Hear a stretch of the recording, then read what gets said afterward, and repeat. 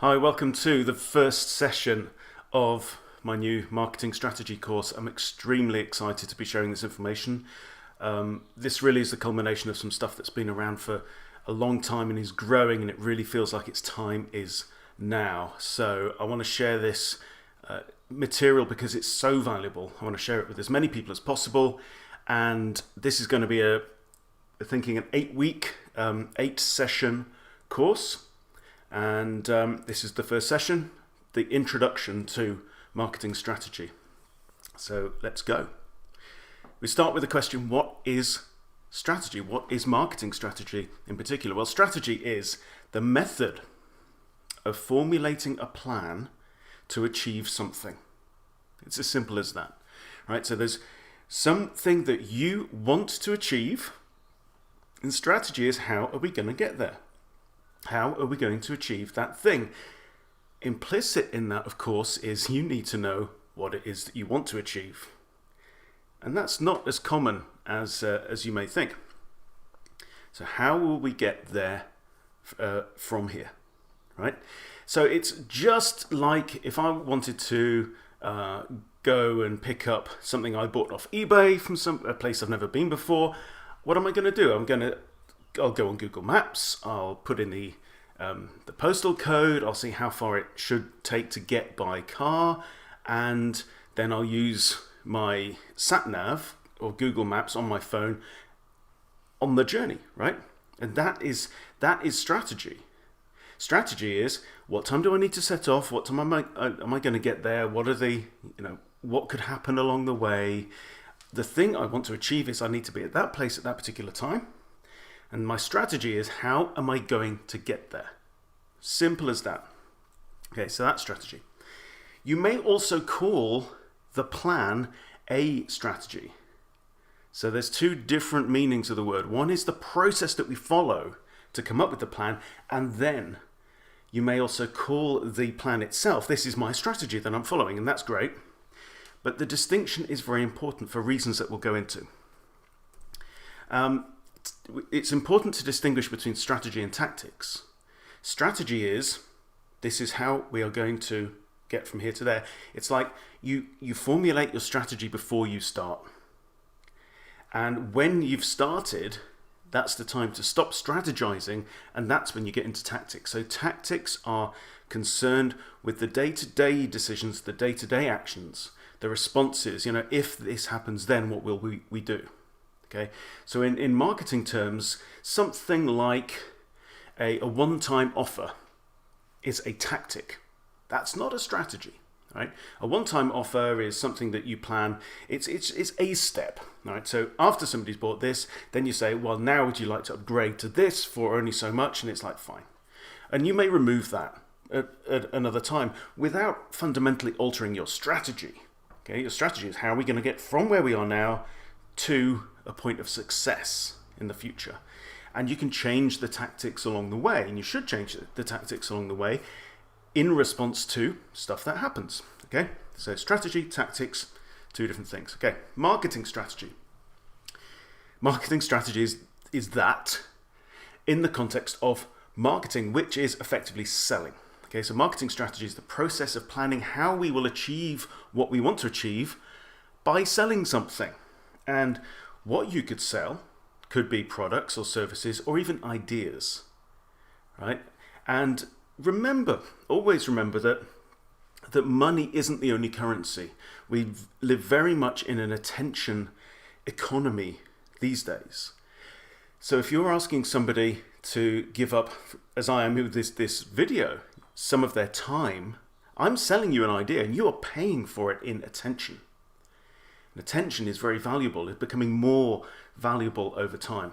Okay, so we sell something and it could be paid for in monetary terms, or it could be paid for in other ways like attention. Too many businesses go to market without any strategy at all. It's extremely common. I would say it is more common that a business has no marketing strategy at all than that they do. And the lack of marketing strategy is extraordinarily costly for many reasons. If you don't know where you're going, how can you get there? If you don't know where you're going and what your journey plan is, if somebody comes along with a new tactic and says, hey, if you're not using my great webinar tactic, you are losing out. People saying, oh, ditch your website, what you need is a funnel. And you might go, oh, that's interesting. I'll go and, sit on your webinar. But, when you have a strategy, when I know where I'm coming from, I know where I'm going to, I've got a plan of how I'm going to get there, right? Then you can say, okay, Mr. Vendor, how will the thing that you are advising me to use, which might be great, how will that fit? How will that serve my strategy? And you then have a basis and a means of knowing and being able to decide if this thing will be helpful to you on your mission or not. And remember, there are great tools out there, right? There are some, tools and processes and techniques that can transform businesses. And any of those could be catastrophic for you if used the wrong way. I cannot stress this enough. We have a plethora, a multitude of tactics available to us these days. Tools, platforms, themes, all kinds of amazing stuff that we have at our disposal for marketing purposes today. Any of them could be amazing. Any of them could be awesome. Any of them could be utterly catastrophic.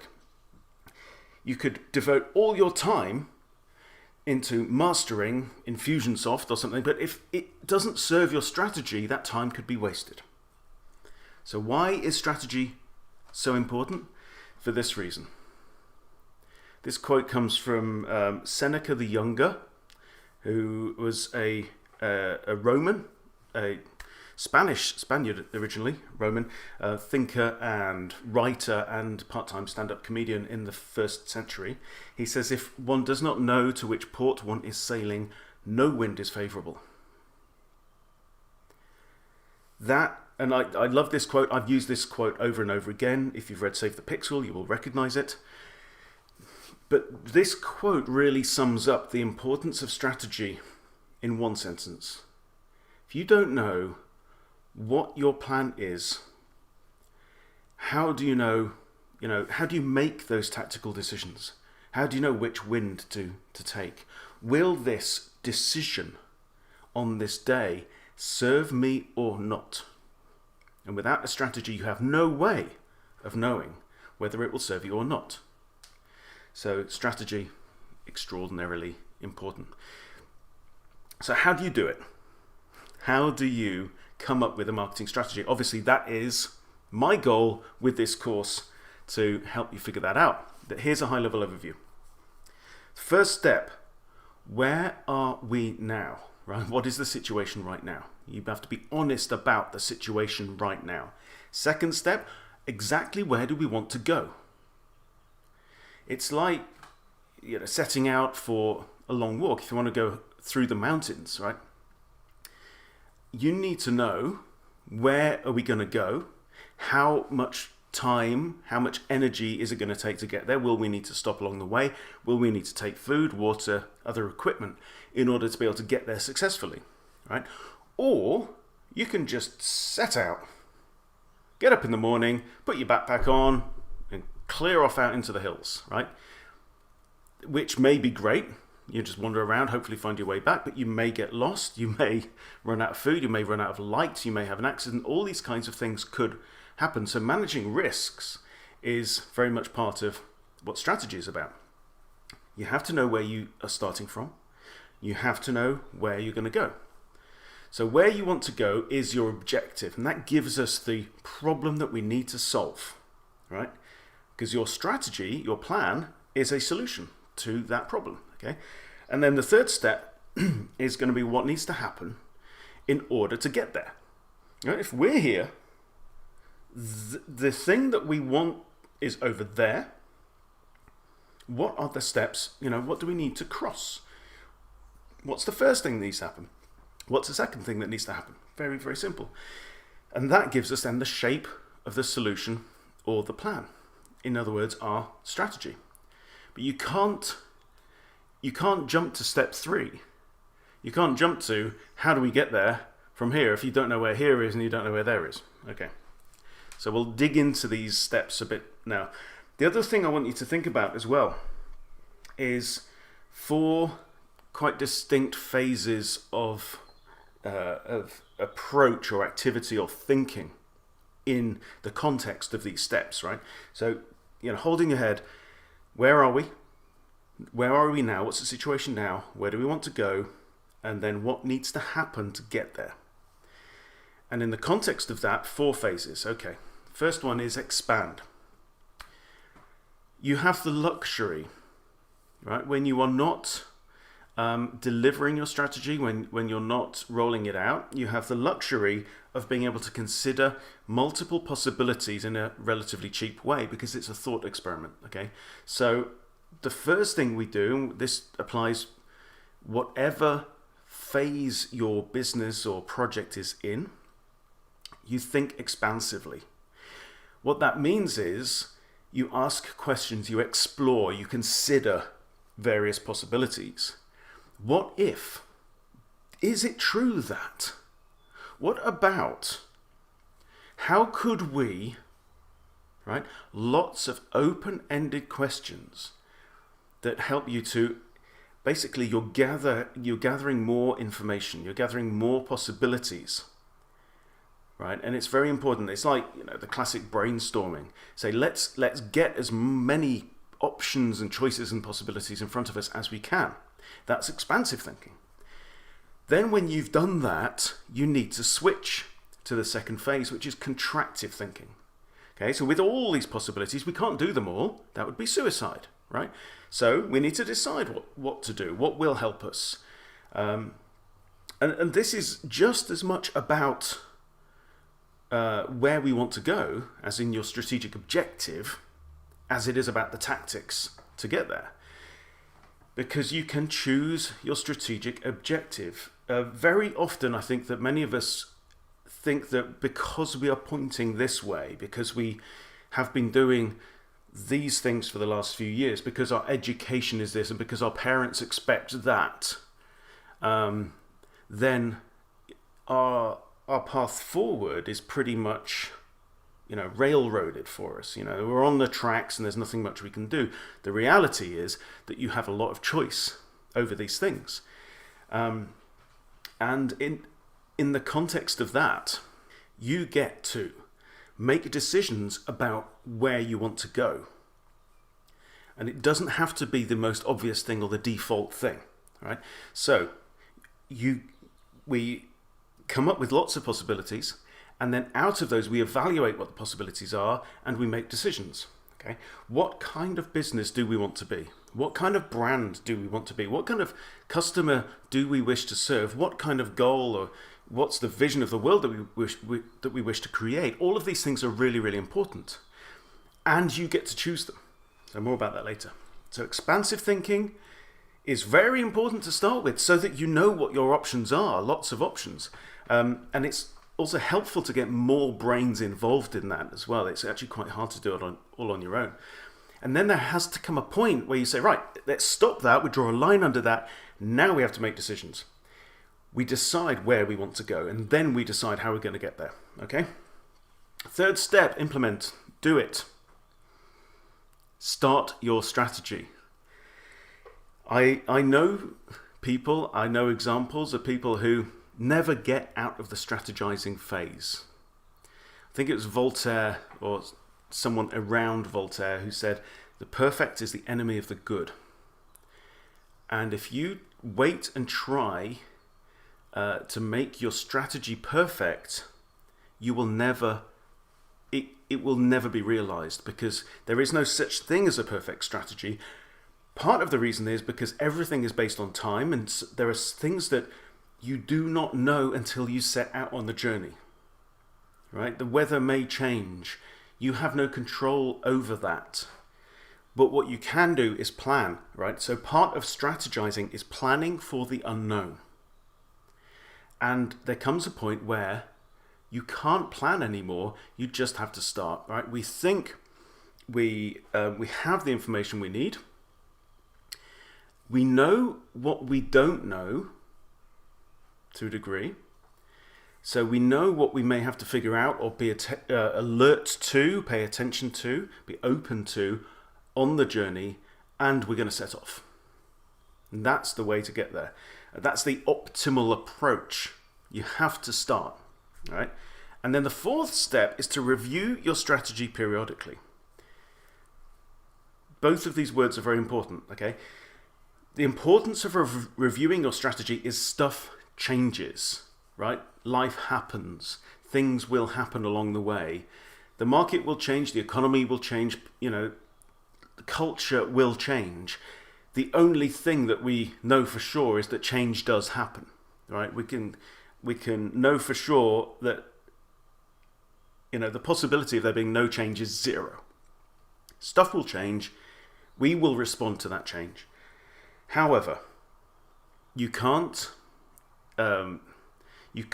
keep strategizing, because if you're constantly changing your strategy and trying to tweak it and improve it on the fly, you will get nothing else done. You can't roll out your strategy if you keep changing it.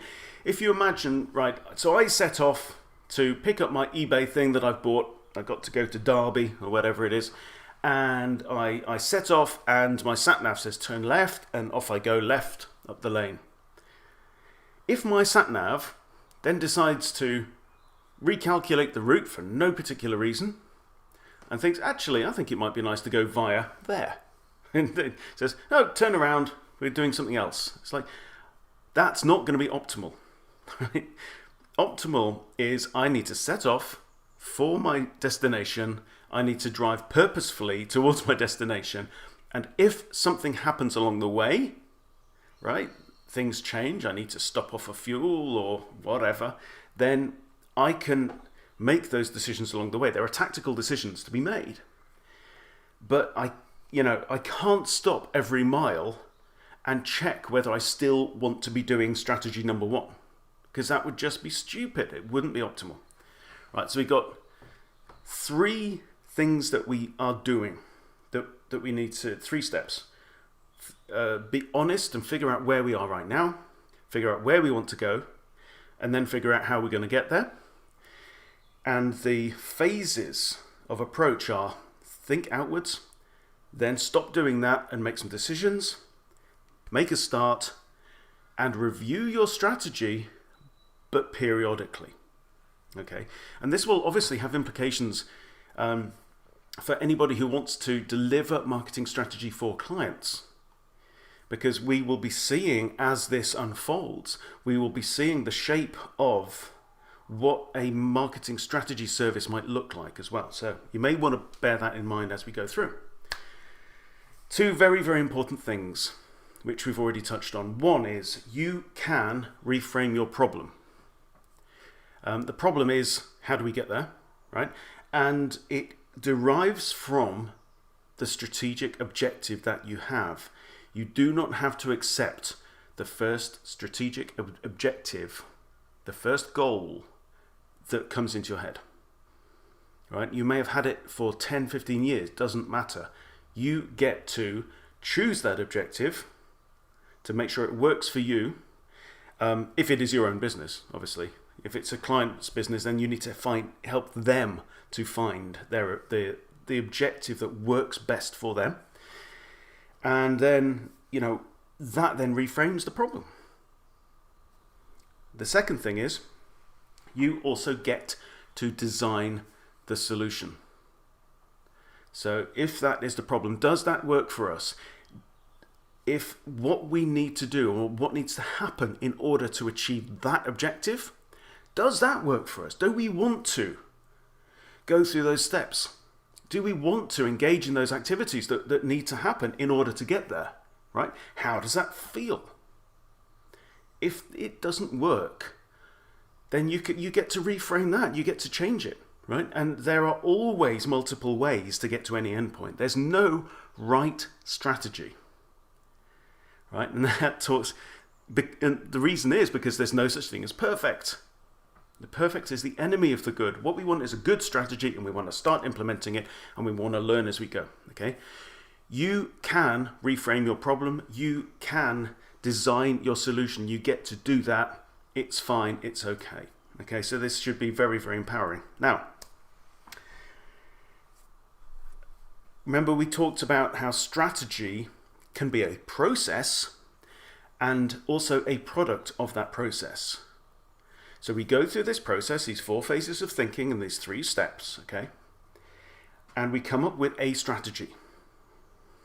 So we do the strategy work, we strategize, we come up with a strategy. That strategy is, by definition, always 100% of the time context sensitive.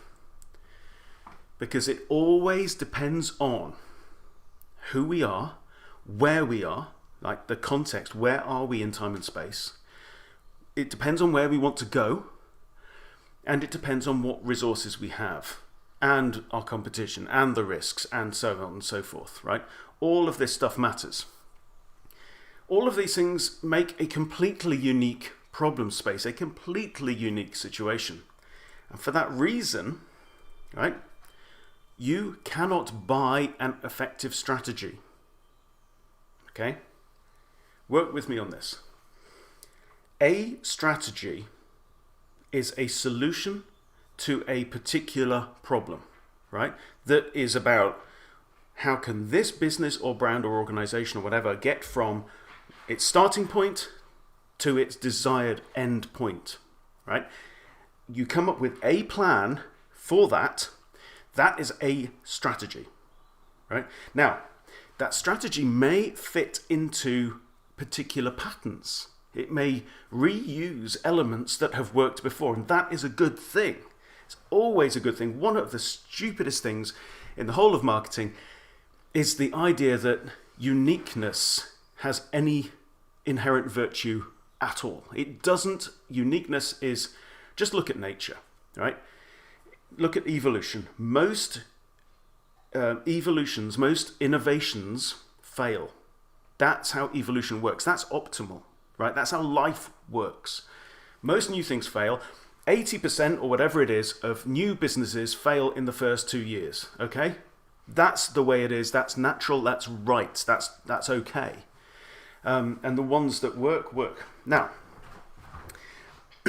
a strategy that works for one particular business in its context of where it started, where it wants to go, and all these other things around it, may work for a similar business in a similar context with similar goal. But there is no logic to say that you can take that strategy and transplant it into your business and expect that strategy to work to help you get from where you are now to where you want to go, because all of these other things are, completely unique, totally unique. It's like the DNA of your particular business. It's your fingerprint. It's totally unique, right? So you cannot transfer a strategy. Some examples, and right, there's a lot of marketing out there that will tell you, steal my 17 proven strategies for ... right? Ignore that stuff. There is no such thing as a proven strategy that is transferable to any other context. It's not. So, a sales funnel, there's a lot of talking about funnels these days, right? And I've got angry. I saw an ad saying you should ditch your website and instead be investing in funnels, okay? Funnels could be great. We've been talking about sales funnels for 100 years, by the way. It's nothing new. But, the technology has just accelerated all. But, okay, a sales funnel is an example of a strategy, right? A sales funnel that is implemented for a particular business is a strategy, right? Not sales funnels. A product launch plan or system could be a strategy. When Jeff Walker launches Product Launch Formula, like he does every year, he has a strategy for it. None of that means that you could take, Russell Brunson's particular sales funnel or Jeff Walker's particular product launch and copy it, pick it up and put it in your business and expect it to work, right? Because for the reasons that we said, it just can't. Okay, these things are no more transferable than a game plan, right? If you go out for a game of football or rugby or whatever your game is, you're thinking, okay, well, this is what we need to achieve because of where we are in the table. This is our competitors' strengths and weaknesses. These are our strengths and weaknesses. We expect them to do this, but they may not, right? All of that is completely sensitive to the context of that game. It's to do with timing. It's to do with, the timing in the season. It's to do with a competition. You cannot take that same game plan and say, well, that worked. Let's do that game plan every game for the rest of the season. Because you will fail. Neither could you say, that game plan was so good, right, in our football game, that we're going to sell it to a rugby team or a hockey team. How absurd does that sound? Right? But this happens in marketing all the time. You can't take a journey map, right? I've picked out this great way to drive from Sydney to Melbourne, okay? And it takes in all these amazing views, and I'm going to take that map that I've created and I'm going to sell it to somebody who lives in Los Angeles. It's just insane. Like a personal training plan or a diet regime. It's to do with the individual. What do you want to achieve with your personal training plan? What do you want to achieve with your diet? What kind of body do you have? Right? These things, by the way, are no less unique and individual than any business or organization. No less unique. So why do you think that you can transplant a strategy from one business that works? Look, it's worked here. And say, okay, work for me. Medical treatment program, We don't even need to go there. Okay. Everything has its place in time and in space. That could be a poem one day. Time and space are very important. Space is where are you? Where are you in the market?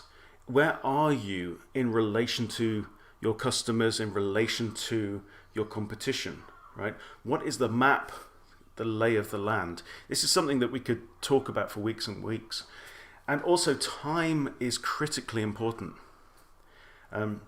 We will talk about timing later on in this video.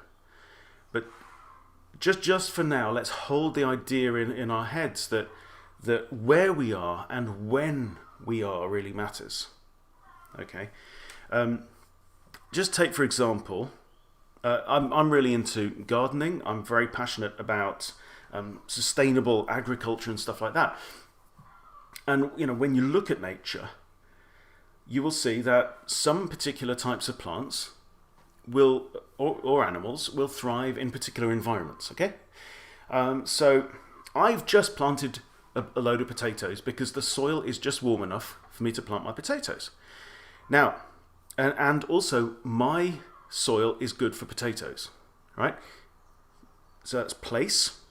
My garden is good for potatoes, right? Because I have a heavy clayey soil. I cannot grow carrots. Carrots hate it here because my soil is too dense and whatever, right? So, it's great for potatoes, it's rubbish for carrots. And if I had planted my potatoes 1 month ago, they would probably have failed because the timing was wrong. So whatever we are doing in our strategy, we need to be honest and sensitive to time and space. Right? So I've got some bad news, first of all, before we carry on. The bad news is, for all the reasons that we've been discussing, no one knows what the right strategy is for your business. I'm sorry about that, but it's the truth. Your business, your context, your goals, it's also unique. There is no right strategy until one is created. Okay, so nobody can tell you what that right strategy is right now. It isn't written anywhere. There are no shortcuts. There are no easy answers. Fortunately, there's good news.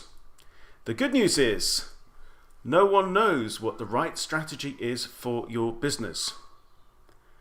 No one knows what the right strategy is for any business, actually. So all we can do is be honest, realistic, just realistic enough, just ambitious enough, just bold and creative enough, right? We choose our objective, we decide how we're going to get there, right? We make a plan, we implement the plan, right? No one knows what that right strategy is for your business apart from you when you work it out. No one knows the right strategy for your clients until you work it out. And more good news, you already have all the information you need to figure it out. Because you are in the context that you are in. You know what your clients are, potential clients, future ideas. You know about your competition. You know what your strengths are. You know what your plans are. All of this stuff is available to you right here, right now. Do not expect that any marketer can come along with a magic bean that will solve your dreams and make your dreams come true. It's not going to happen. You already have all the information you need. All you need now is a process to follow. And that's what we're doing. More bad news though. It's extremely challenging to design your own strategy. It takes a type of discipline that not everyone has. Okay, and that's just the fact of life, and it would be remiss of me if I didn't spell that out. So I honestly believe that the world is ready for a marketing strategist discipline and profession. Okay, so that's one of the things that I and others are working on right now. It is difficult, very difficult, to design your own strategy, but it's still worth doing. Because it's better to have a strategy than no strategy at all. If you're not in a position to get somebody to help you with your strategy, follow this process. It will help. Okay. It's also very hard to stick to a strategy. I'm extremely bad at sticking to a strategy because I'm an ideas person. That's what I do. I'm always looking for freshness, newness. If I look back over my career, it's so many things. If I'd stuck to that particular thing, I would have been a multimillionaire, but that wasn't the right thing for me at that time. Anyway, marketing, and in fact, business as a whole, there's a metaphor that comes from this book, that business is like a flywheel. Incredible book, one of the best books I've ever read on business by Jim Collins. It's called Good to Great. What Jim did was he looked at stock market figures over, I think, about 50 years. He had a whole team of analysts, and they looked for businesses that outperformed the stock market by a remarkable level of performance, right? And then what he did was he said, okay, well, what is special about these businesses that sets them apart from the rest? And he analyzed, I think, 7 factors that all these great businesses had in common and that normal or good businesses didn't do. One of the things was that they appreciated, and it was part of their culture and their whole approach, that their business is a flywheel. So imagine you've got an enormous metal or stone flywheel and it's stationary, and you put your shoulder against it and you lean on it and nothing happens. And you keep pushing and you keep pushing. Gradually, millimeter by millimeter, this thing starts to rotate. You don't stop. You keep your effort in that direction. Keep pushing, keep pushing. Then, inch by inch it's going, and then it's starting to trundle around. You keep pushing, and eventually that flywheel will have a momentum, because you've been doing this one thing that is the right thing for so long that the thing takes on a life of its own. It has this momentum that almost can't be stopped. Sticking to your strategy is extremely important. Being aware of when it may need to change, either tactically or fundamentally, is also important, but not probably as important as seeing the job through. Literally lean on that thing, do it. So I think that part of the role of a strategist is to keep you on track, to remind you what your strategy is. Now, you can be your own strategist. It ain't easy, but it's doable, right? If you write this stuff down and you make yourself look at it every Monday morning, that will be a huge help to you. Okay, so it's very hard to stick to it for some people more than others. Depends on your personality type. However, the good news is it's far easier to stick to a strategy that you have written down on paper than to stick to no strategy at all. Okay, so it's hard to do, it's hard to stick to, but we should try anyway, basically, is the thing. Okay, so let's get down to business. We're going to look at those first 2 steps of strategy. All right, where are we now? What's the situation now? Where do we want to go? Step 1, where are we now? What is the situation? Now, you could break this down into 1,000 other questions. And if you go through the circuit questionnaire, a lot of those good questions are in there. So go to benhunt.com/circuit and that will redirect you to the Google Doc. Every question that I can come across that I think is relevant to a marketing strategy is in that document. Okay, what is the situation? All you have to do is be honest. Tell the truth. What is the situation right now? Okay? You can fantasize about what you think the situation should be right now. Okay? But that will be less helpful than telling the truth about the situation. So, some important areas. Finance is one. Right? What funds do you have? What funds do you need? How much cash flow do you need? All this stuff. Brand and any other assets, very important. So how are you perceived right now?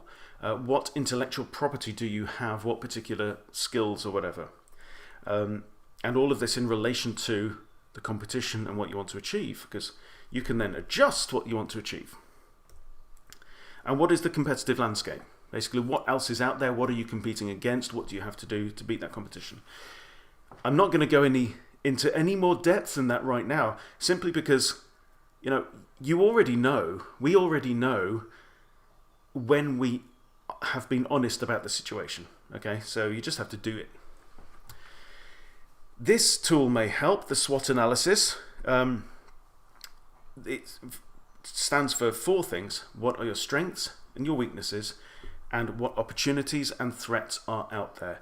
This is probably the most elegant tool, because it's so simple, for understanding the situation right now. Okay, what are we good at? What are we bad at? What are our strengths and weaknesses? What opportunities are there out there for success? And what are the threats out there that could mean failure? Just writing those down, talking them through, can be immensely helpful. So where we want to be at the end of this process of step 1 is honesty about the present situation, reality, the reality of it. Okay, we mentioned timing before. Let's talk about it a little bit more. How much time do we have is very important in some contexts. There are some businesses where time is just not a factor. It doesn't matter. It doesn't matter how long we take to get to where we want to go, right? But so you need to be honest in your strategy. Is time important? You may have a real time limit. You may have a cash limit. Lots of startups may raise some capital, and they have to achieve a certain thing in order to be able to raise the next round of capital in order to get to wherever they want to go. Okay, so you might have a multi-phase strategy. Runway is a metaphor that I use to think, well, okay, how long have we got to build up speed before we need to be airborne? Right, that works for me. Another context of timing is, where are we in the life cycle? Life cycle is highly relevant. Remember, we've already talked about, planting crops. So if you plant at the wrong time in the year, if I plant my potatoes in February, they're not going to work. If I plant my potatoes at the end of the year, they're not going to work, because they're going to be trying to grow in the wintertime. You have to do the right things at the right time in order to achieve the kind of growth, the kind of success or result that you want. To everything there is a season, right? Quote that has a lot of meaning in that. There are times to do certain things when they are likely to succeed, and there are times not to do certain things. The natural world obviously has seasons and a lunar cycle, and the more you discover about biology, the more you realize how the sun and moon and other things have a huge impact on the way that nature works. But the economy and other areas of life also follow a similar pattern. The Chinese have been talking about this for thousands of years. If you study the I Ching, it has these 64 steps or phases of life that are actually circular. So, and these 64 steps apply to the seasons, a business or project or campaign or battle or relationship, all kinds of things follow this natural progression. It's quite a logical process. And, from, birth to growth and everything else in between, and then starting all over again. Everything has a season. Everything is in a cycle, and the economy has cycles. So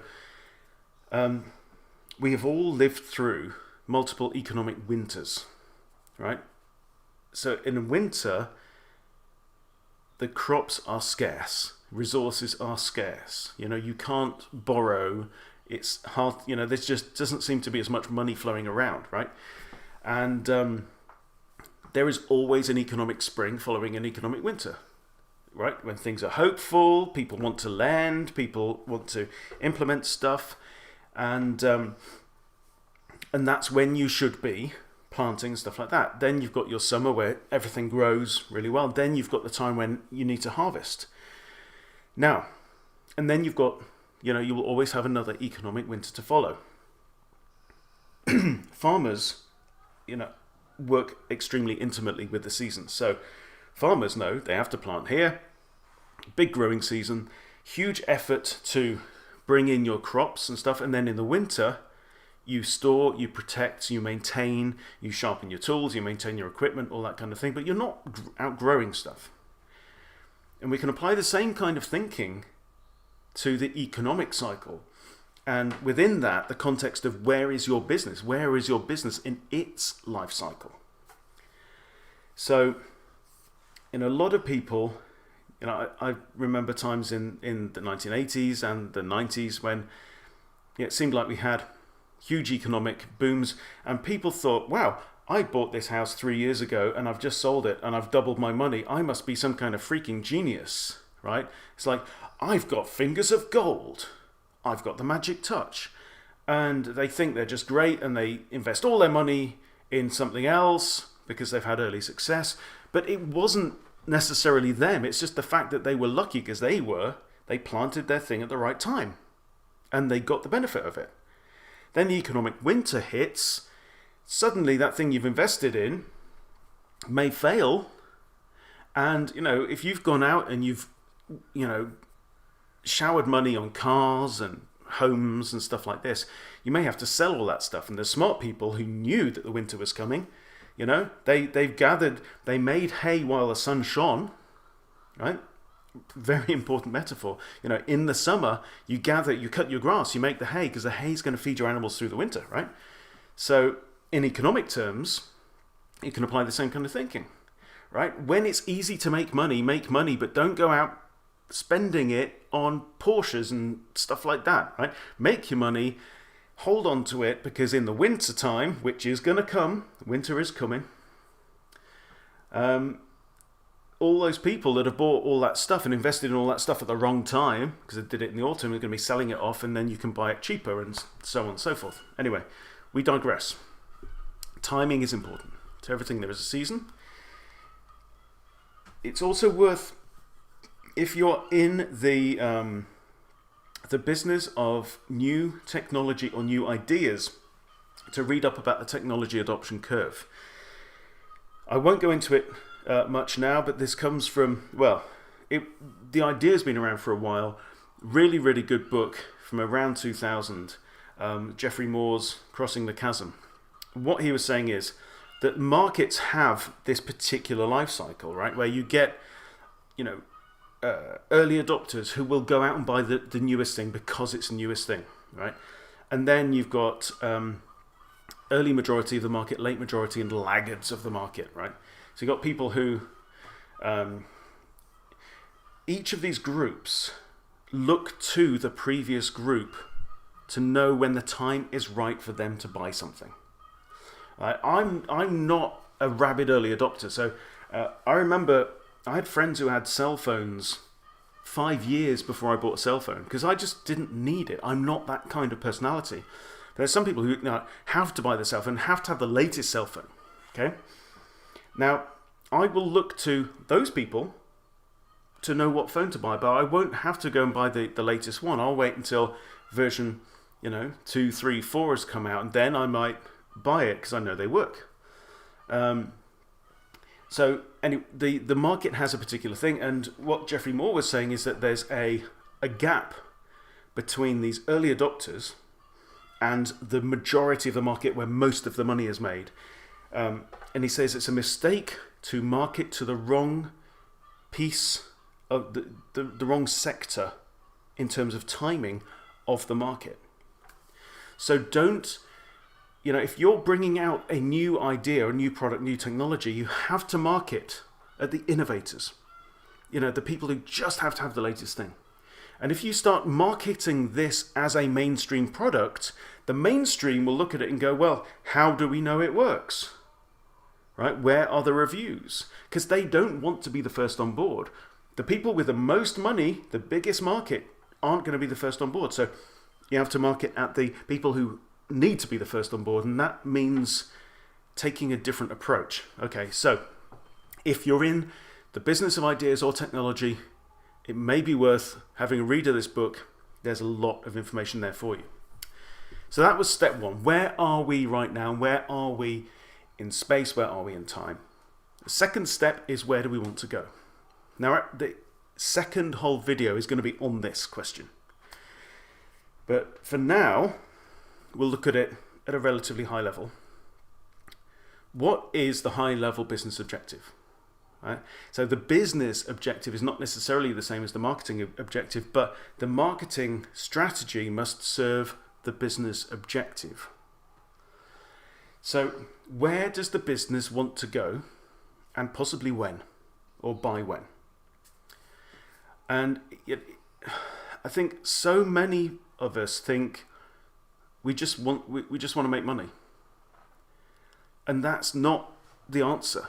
Making money is not the answer. Partly because making money as well. How much money is money? You could. I'd say to you, well, if you work for me for the next year and I will pay you $10, you've made money, right?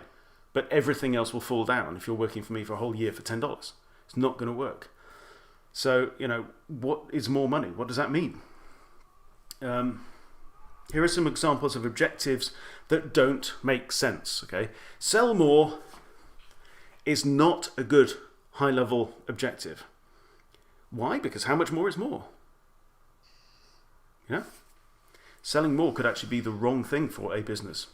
Make more money by the same token, right? Grow. Now, as we'll see in the next video, grow can mean a huge number of things. Now, for most of us, most businesses, their marketing strategy is about growth in some context, but not for all, as we'll see in a bit. So, bigger, better, faster, more is not helpful. That is not an objective. It's not fixed. You don't know when you've got there. How can you know where there is, right? Sell more is a direction, but not an objective, right? Same with make more money, grow, whatever. It's a kind of that way. You may choose to use SMART, right? So what is a SMART goal? It's specific, measurable, achievable, realistic, time-based, something like that. I don't particularly use it, but it makes sense to say, okay, it's specific, we've nailed it down. We can tell in, specific terms when we've got there, measurable, and all that kind of stuff, and time-based is important. That may work for you. I prefer the having a beer test. I learnt this off a former consultant that I was working under. And what we would say to a client is, okay, imagine if, give me a time period, a year, 2 years, 6 months, whatever it may be, we are sitting in the bar at whatever conference or in a hotel, and we're having a beer and we're saying the project has been a success.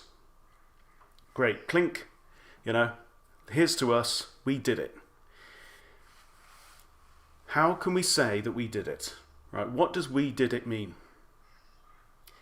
And so you could say, well, okay, we've sold 1 million or whatever, or we've made so much profit, or we've got so many more offices or members of staff or clients, or whatever. What does success mean? And you can answer that for your own business. Because it's you. You get to choose. Right? Is that an inspiring and interesting and appealing goal for you? Or if you're doing it for a client, you ask them those questions. If we do that in this time frame, will that constitute success? Okay. So if 20 new clients constitute success, would 10 clients? Would we still be going, we did it, if it's 10 clients? Okay, what about 15 clients? What about 14? Right? You can use this test to say, well, 14, I'm not really happy about 14. Great, perfect. So now we know 15 clients, yeah? Yeah, 15's good. Right? So whatever it is, like, when can you clink those beers and say, we did it? Right? Another thing that's very important is to acknowledge risk. Not everybody is in the risk business, right? Some of us don't want any risk at all. Some of us are happy to risk it all on a regular basis. I don't know what your situation is or what your client's situation is, so you have to ask the questions. How much risk can we handle? How much risk do you want to handle? And you'll notice that a lot of this stuff actually comes down to emotion. It's not just all about numbers. A lot of it's about how it feels. So, how do you feel about risk? How much risk? What can you afford to risk? What are you not prepared to put at risk? All great questions. So, let's just quickly go over some examples of some specific strategic objectives. Well, categories of strategic objectives. Establishing a business or entering a market is a great objective, right? It's relatively broad. You would want to be specific about it. Well, what does establishing a business look like? So another thing about the timing of businesses as well is that businesses tend to, how some animals tend to kind of grow to a particular limit, then they have to shed their skin and then they can grow again. Businesses tend to be like that as well. They actually have multiple cycles of growth within their overall growth.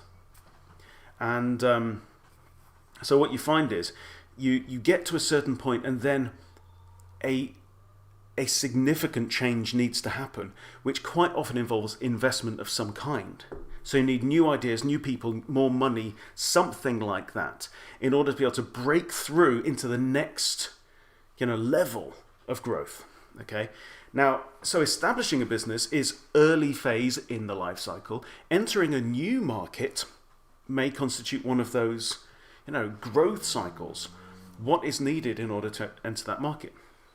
Both valid goals, both need to be more specific. Okay. Survive is a perfectly valid strategic objective if it's real. And this is why we're just talking about honesty. So, we can clink the glasses and say, well, the business is still running. We haven't run out of cash.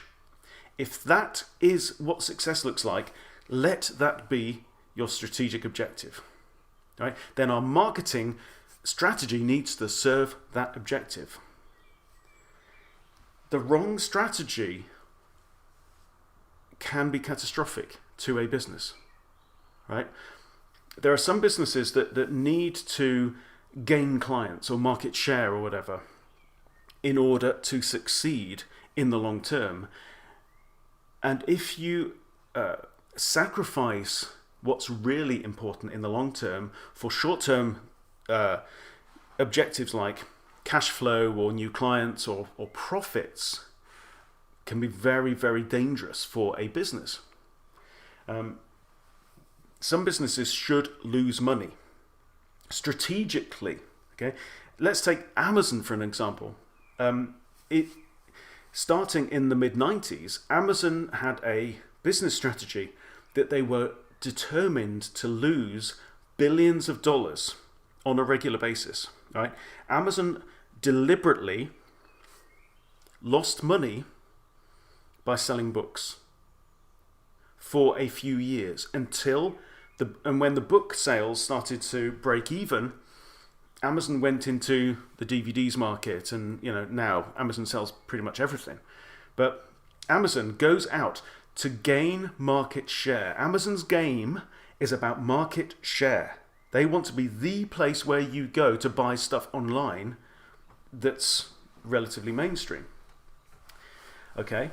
And in order to get that market share, because they know that if you're number one, you've got a huge... What's number two after Amazon? No one knows, right? What's number two after eBay? No one knows. So they deliberately burned billions and billions of dollars. And that was the right thing to do because of the strategy. The strategy was market share, right?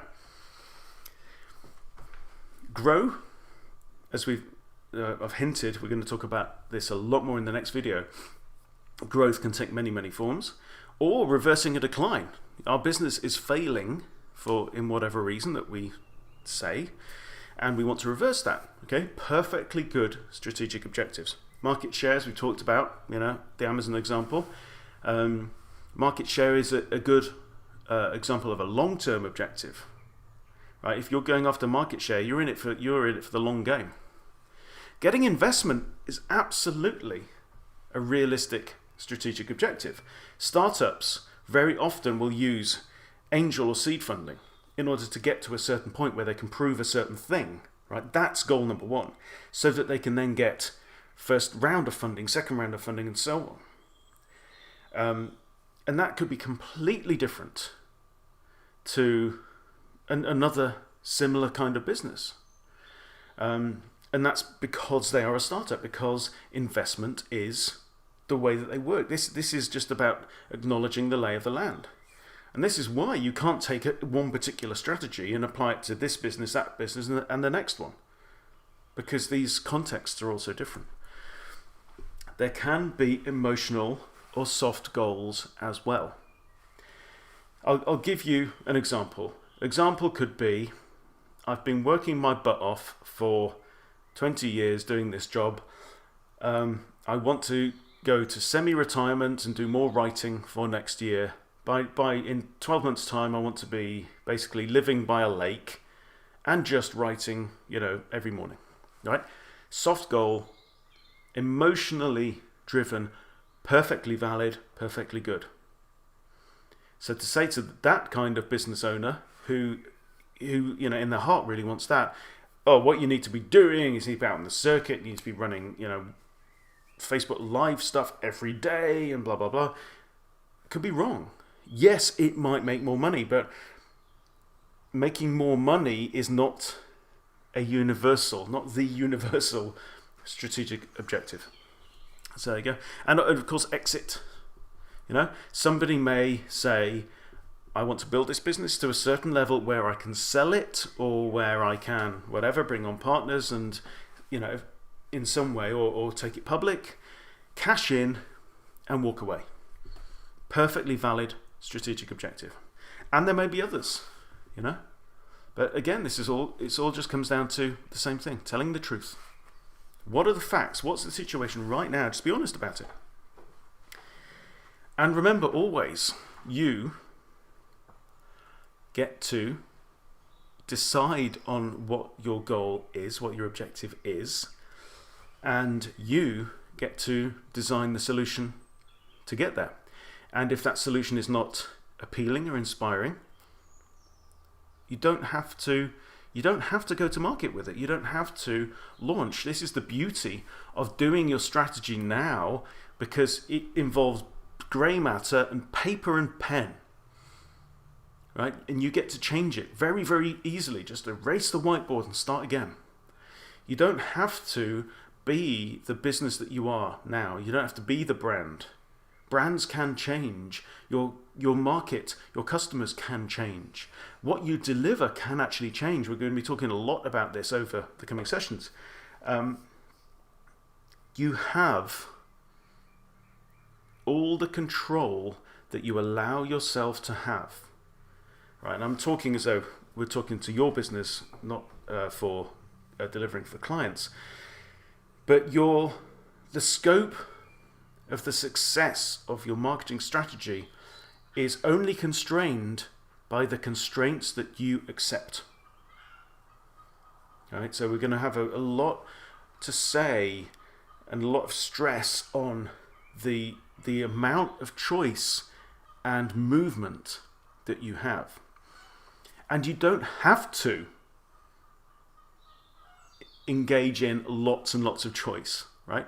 Then it may be the case that you've been doing the business that your father did and his father before him, and you love doing that, and you just want to keep it in a state that you can hand on to your own son. Fine, right? If that is the truth, that is the truth.